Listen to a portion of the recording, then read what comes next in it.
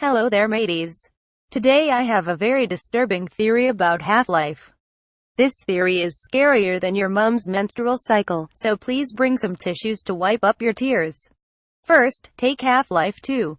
There are 4 letters in the word life. Half of 4 is 2, and so half of life equals 2. Get it? Half-Life 2. Half of life equals 2.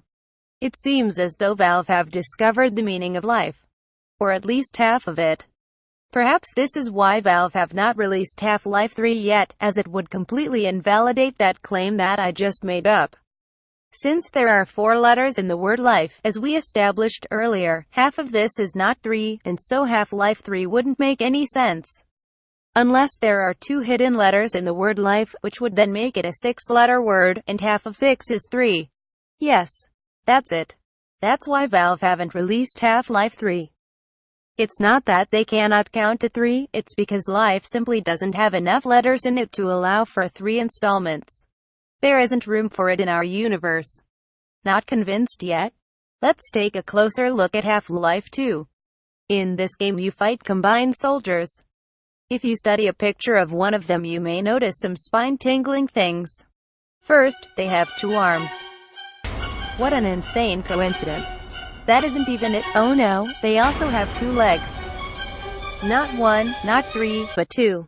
All of this in a game called Half-Life 2. If this doesn't convince you that the number 2 is significant and has a lot to do with the meaning behind life, nothing will. As an extra observation, let's take a look at a picture of Gordon Freeman, the silent protagonist of the series. How many arms does he have? Well, I'm not even going to say it out loud. You just figure it out. The answer is shocking. It's even more unsettling when you take into account the number of legs he has. And, oh yes, it gets a lot crazier than this. This is just the beginning.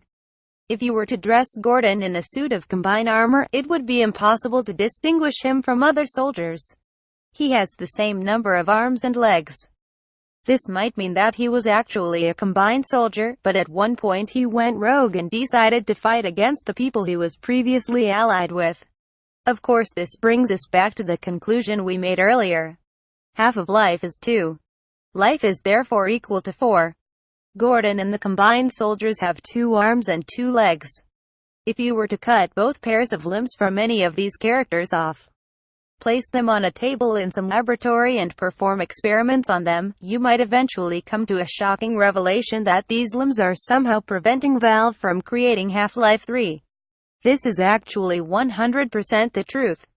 It is Gordon's arms and legs that are preventing the company from releasing another sequel after all these years. Every fan of this series must unite and petition to remove Gordon's arms and legs, and then the curse will be lifted and Valve will be able to create the next installment, as well as further ones afterward. Thank you for your patience. Godspeed.